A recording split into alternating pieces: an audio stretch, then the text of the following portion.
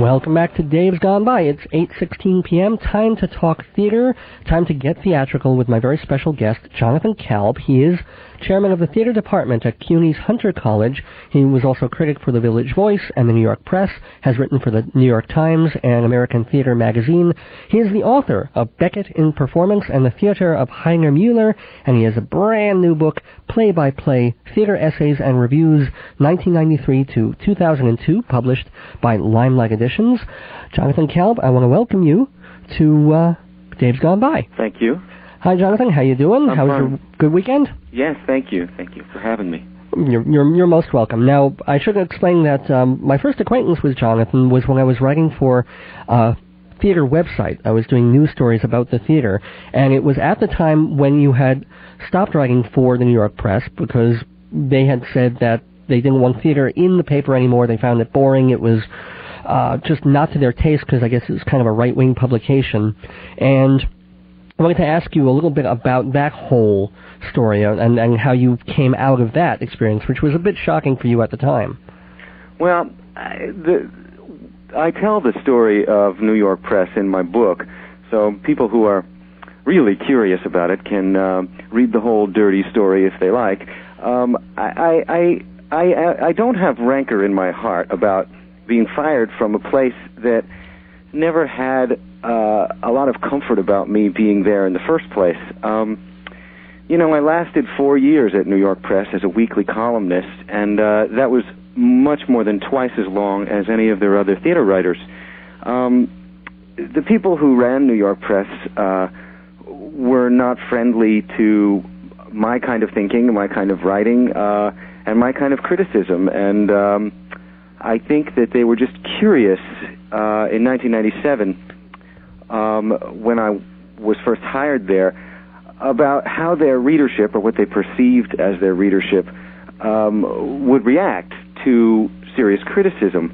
And at that time they had a really serious film critic, too, Godfrey Cheshire, who was also fired around the time I was. And the paper was expanding, and they would have hired a good dance critic, a good television critic, if they could have found one. But when economic times got harder and the paper started shrinking, the people who ran the paper got together and they all asked each other, do you go to the theater? Do you ever go to the theater? And none of them ever went to the theater. And they used that as a guide to what was interesting to their readership, and they said, well, let's just get rid of the theater column. And what was weirdly ironic was that a few weeks later, they popped up with another theater column that lasted just a few weeks. And do you remember who that was written by? Well, Mimi Kramer. No, she's writing now. I mean, this is later they got Mimi Kramer. Yeah. But in between, they actually had Klaus von Bülow, of all people, writing theater reviews from England, which I found rather astonishing. I don't know if you recall that. No, I don't. Read New York Press regularly. I didn't before I wrote for them. Mimi Kramer did come in after that, and she's been there on and off, I think, for a little while now. Yeah, well, Mimi's a perfectly respectable critic. She's also a friend of the former owner, and she wanted that job the whole time. And that's one way to look at it. she just wanted the job, but they don't carry that much theater criticism. People who look at the paper more regularly have told me. I think that they were true to their word, that they just don't think theater's very important. Yeah. You know? No, she's not in there every week. But what is kind of interesting is that before the New York Press, you were at the Village Voice, which since it is a left-wing publication devoted very seriously to off and off Broadway, or at least when it had more money or room, it certainly was. And yet, even there, you did find it a little difficult to make your voice heard. Well, I have to be fair to the people at New York Press. I was never censored there. I wrote a lot of things that were very contrary to what they believed about the world, and I was never told not to write. Furthermore, I was given as much space as I wanted at New York Press. My column was 1,200 to 1,600 words, and it could run longer if I wanted. And at the Village Voice, when I first started there in 1987, what was called a full review was 700 to 800 words. By the time I stopped writing at The Voice in 97, a full review, what was called a full review, was 500 words. And they were writing these things called cameos, asking us to do cameo reviews called, which were 100 to 150 words. And, you know, there's a politics to that, too. It's the politics of abbreviation and brevity. It's the politics of bite-size everything, ad speak, and so on and so forth. And who is deciding which shows get 100 and which shows get the 500 words and which shows get the Michael Feingold treatment? Right, but my point is that, you know, whatever you want to say about conservatism, there are different types of conservatism, and one type of conservatism wants people who know what they're talking about to have space to say what they think. That's the good side of the right-wing attitude. As long as it lasted, I think it was a fine place to write in New York press. I had only myself to blame, never the paper, if I didn't say anything perfectly, or if it didn't come out quite the way I wanted. Yeah, I never say that about The Voice. Yeah. Well, I will say for the New York press that although sometimes I find their film critics unintelligible, they're real critics. I mean, still now. They may not have Cheshire, but they have Armand White and I forget the other fellow's name. And they are given the room to expand rather seriously about film. Mm-hmm. Wanted to ask you now about the book Play by Play, which opens with a lecture that you gave at Barnard College and NYU about the state of theater criticism today. And, of course, not surprisingly, it's a mostly negative essay. If you could just get into that, why it's in such dire straits.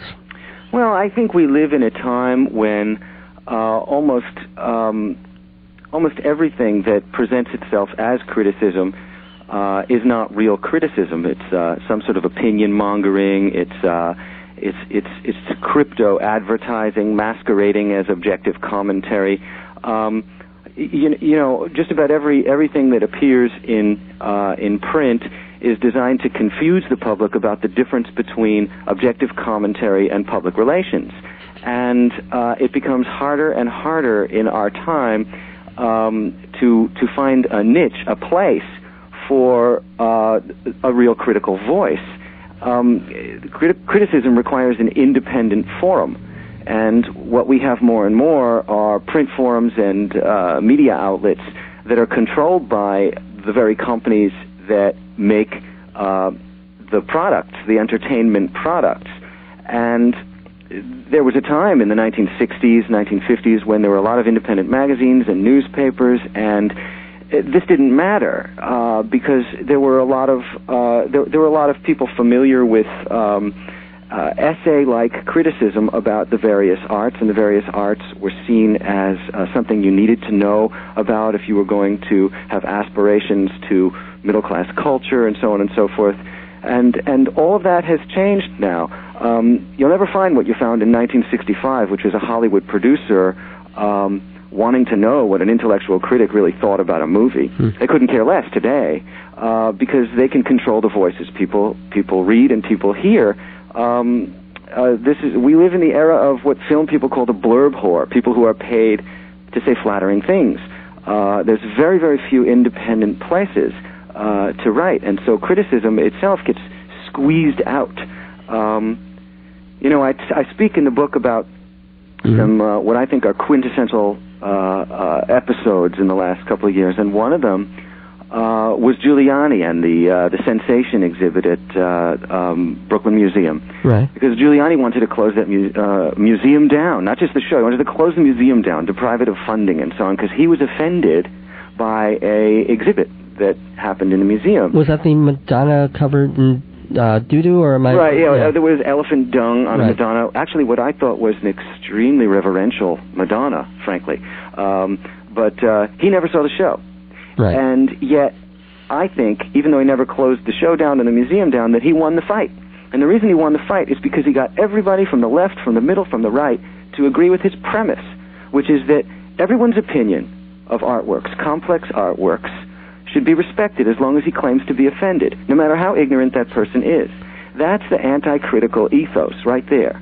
It's that everyone's a critic. Hey, isn't everyone a critic? You know?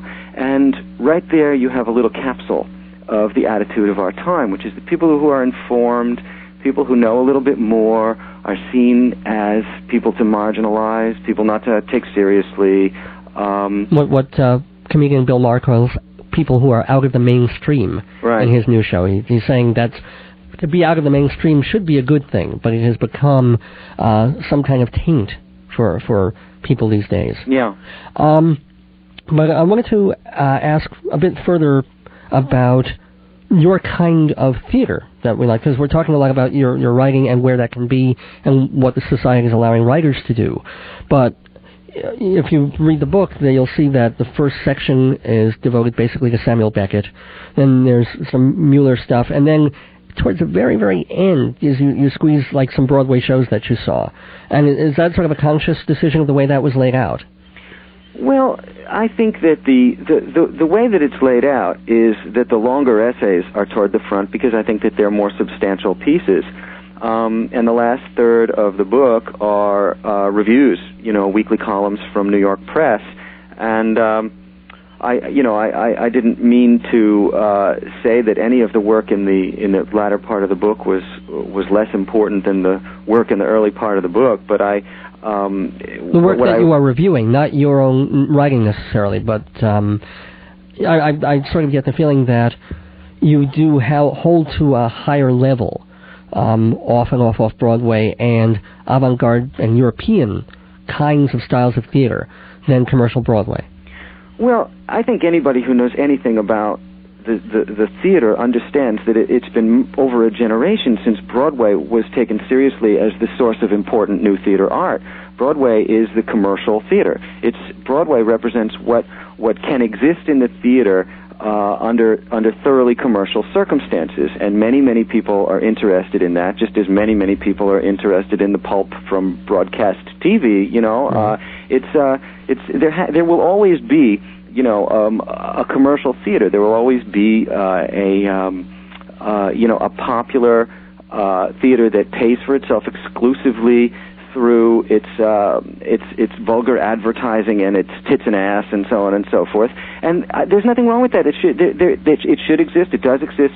But let's not confuse that with people who have aspirations to bring the theater as an art to something new, to contribute something original to it.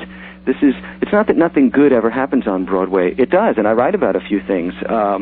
It's that is very, very rarely the place to look for important new theater art. I do want to move into that a little bit, but because I'm wondering if you might consider yourself someone who's more an advocate of director's theater than perhaps playwrights theater. Well, if I have any reputation at all, among people who read serious criticism, it's as someone who's been very, very hard on directors. All the reviewers of my previous collection, Free Admissions, said that I was very hard on directors. So even though I do like some, very, very aggressively interpretive directors, there's fewer of those kind of directors that I really admire than there are the other type. Name a couple, real quick. Well, there's a Belgian who's been directing a lot at New York Theater Workshop, Ivo van Hove, and I think he's really smart and really interesting, and I think he never got a fair shake from the American critics who were just... They saw a streetcar in a bathtub, and that was what they saw. Right, and he did More Stately Mansions. Well, that was weird. I saw that one. That was weird. Yeah. I think he's very, very intelligent, and that those plays in particular were ripe for, they're being exploded. They're American classics. They were ripe for being exploded by somebody who saw them from a totally different point of view. And I think people have a right to try things even if they fall on their face. I always thought Samuel Beckett, whom I revere, was wrong for trying to stop people from trying new things with his texts. Can I ask really quick, and as the last question, as usual, I left like 15 minutes for this interview, and I should have left a half hour, but because it just flown by. But why Beckett? Why is Beckett so important to you? Oh, my goodness, where to start? In a minute or less. Beckett is the indispensable playwright of this era. He straddles the modern and the postmodern. He straddles the print culture and media culture. People don't know that Beckett wrote plays for television and radio and a film. He's the playwright who has left us with the most severe challenges to what we assume to be important in theater art, and has made us think again about presence, live presence, in a time when we are thinking almost exclusively about virtuality and virtual presence. It's the indispensable oeuvre in the modern canon. Well, Thank you, Jonathan Kalb, for your virtual and live presence on Dave's Gone By. I want to remind people about your book, Play-by-Play Theater Essays and Reviews, available from Limelight Editions, which you can buy online from www.limelighteditions.com. Jonathan, I'm going to say goodbye to you, and I'm going to tell people how they can even win a copy of this book. So thanks for calling in. Okay, thank you, Dave. Talk to you soon. Bye-bye. Bye-bye.